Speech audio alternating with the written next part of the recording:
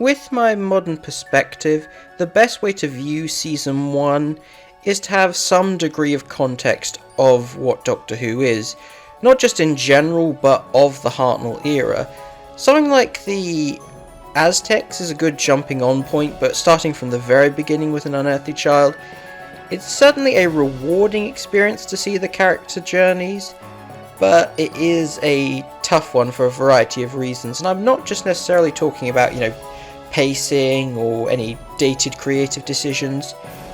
Obviously the main crux of this first season is the audience surrogate characters of Ian and Barbara stumbling in on the world of the Doctor and Susan, and the four of them having to work together, being thrown across time and space, and having to settle their differences, which is pretty strong of a central premise.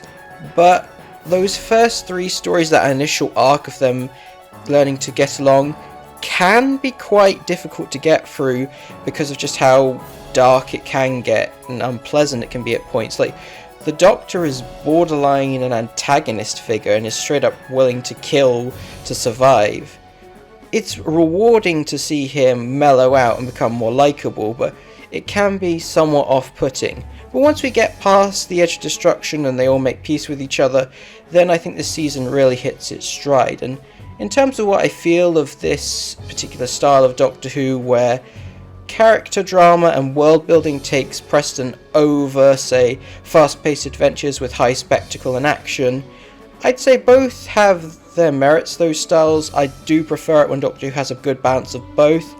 but these more character-driven stories are pretty solid in their own right, specifically the pure historicals in my opinion. I love the Aztecs and Marco Polo, and how John Lucarotti clearly loves these settings and has his very strong values